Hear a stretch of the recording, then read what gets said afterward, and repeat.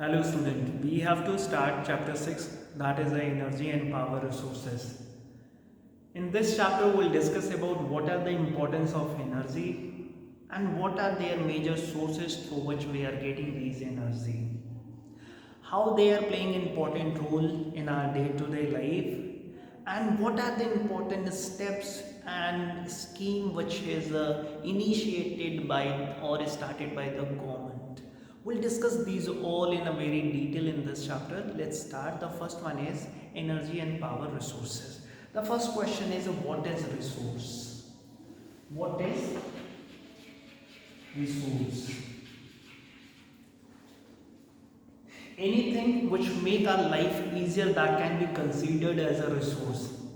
As this chalk is helping me, this time this chalk is helping me to make my work easy, so this is a resource. During the summer we need air, we need to that our fan, air condition, AC and refrigerator, number of electrical appliances they are making our life easy, that can be considered as a resource. Now when we have to discuss about the resources, some of the resources which are power resource. Which resource? Power resource, that means resources which generate electricity. Resource which generate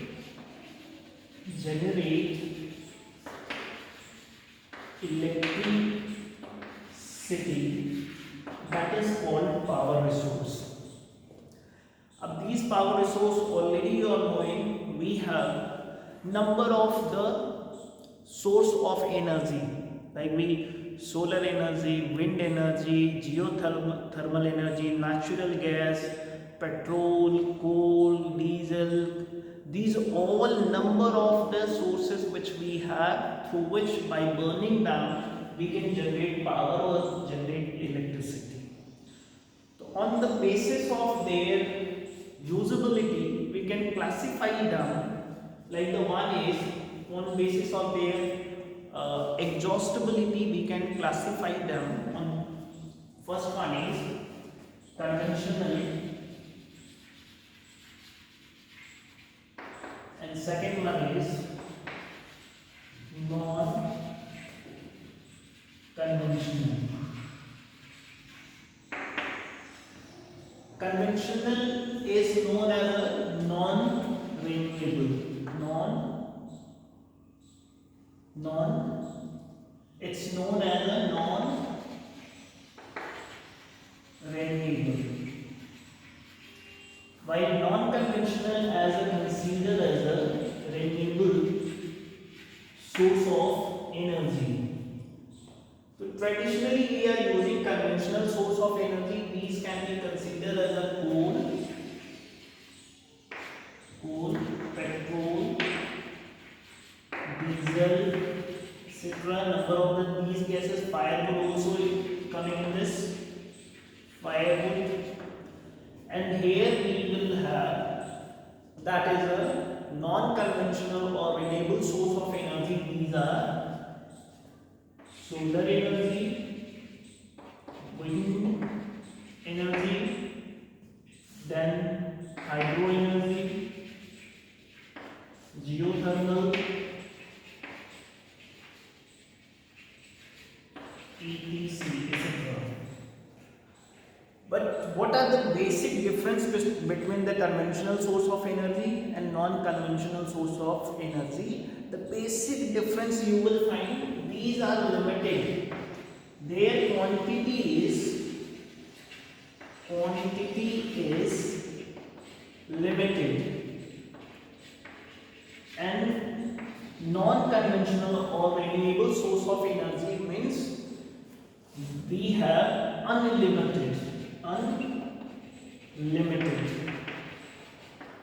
Second difference is what we have in renewable source of energy, they are replenishable, they can replenish, we can use them again and again. This energy, these all energy can be used again and again, while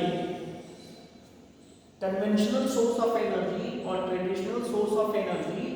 once used, we can't get them back. That means conventional source of energy is exhaustible.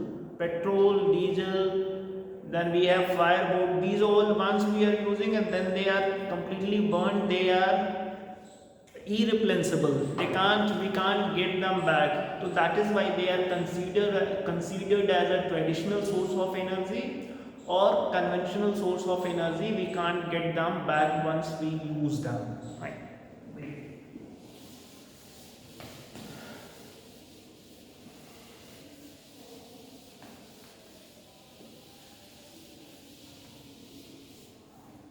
Now we have to start, that is non-conventional source of energy. Non-conventional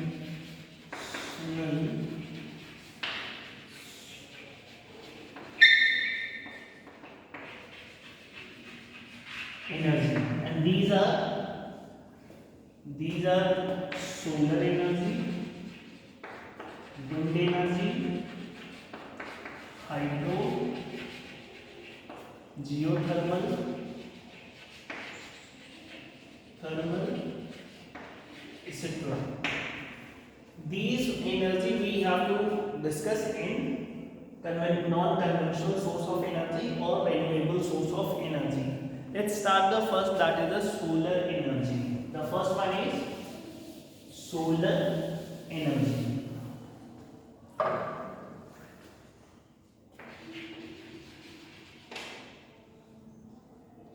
Solar energy. As we all are aware about, solar energy is only ultimate source of energy on the earth. That means entire energy which earth is getting, it is getting from the solar insolation or the solar energy. Already you are knowing, India is a country which is subtropical country. Which country it is? Subtropical country.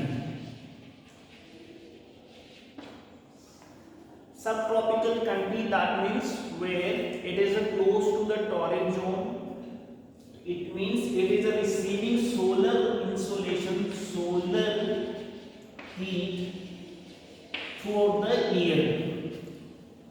Almost throughout the year we are getting solar energy. So we have opportunity to utilize maximum utilization of the solar energy.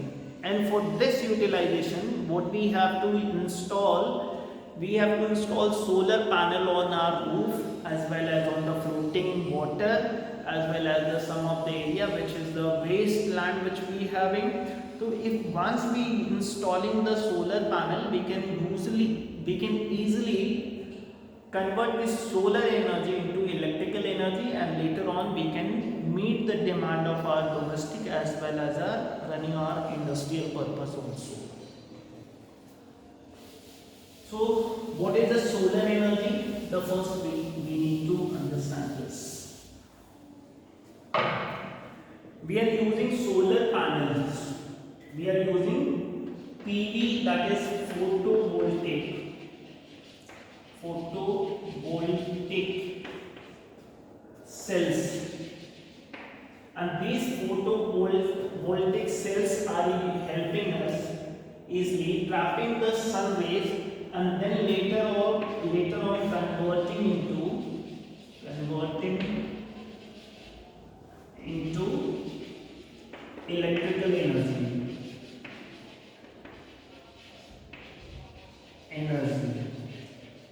That is called solar energy.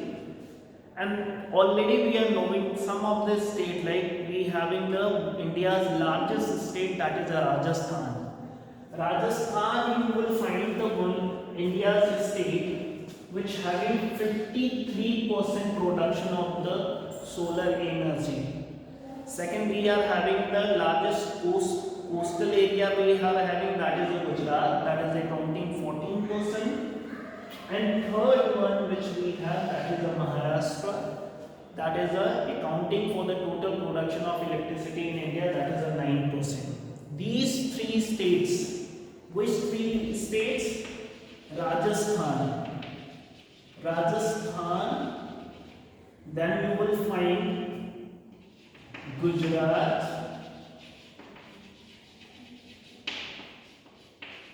and Maharashtra.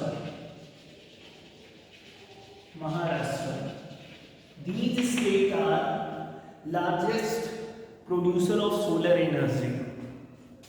You will also find that Rajasthan having the world largest solar power plant. You will find already, I think you must heard about the Thar Desert.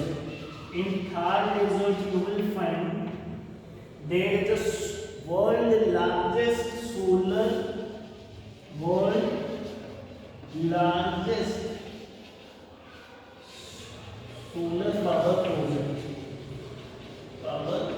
project in Rajasthan. It is the world largest solar power project which is situated in the Thar in Rajasthan. Second, also Indian government has taken initiative, that is a world largest floating solar panel in Omkareshwar in Madhya Pradesh. You will find that the largest floating solar panel are installed in Madhya Pradesh. That is also world largest. So in that way, India is utilizing solar energy.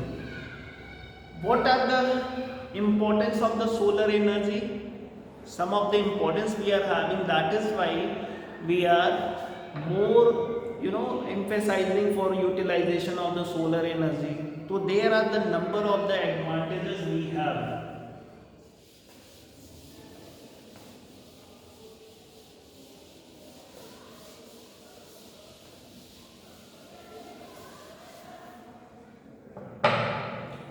Now, advantages of solar energy.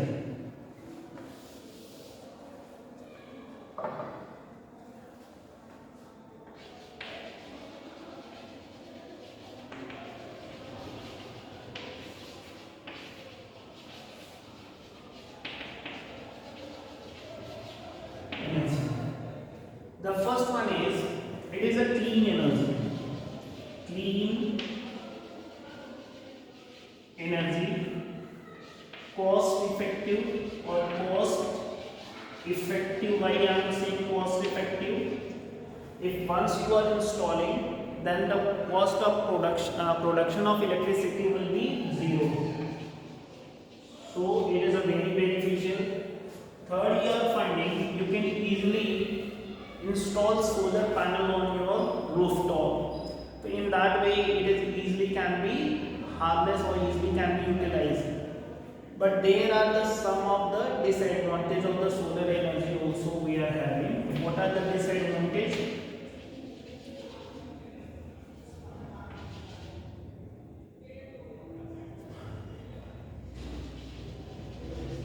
Disadvantages what we have? To disadvantages we have, the first one is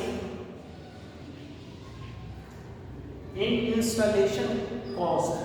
For the installation of the solar energy, it is very costly. Second, you are finding during the cloudy or during night, cloudy and rainy season, cloudy as well as in rainy season,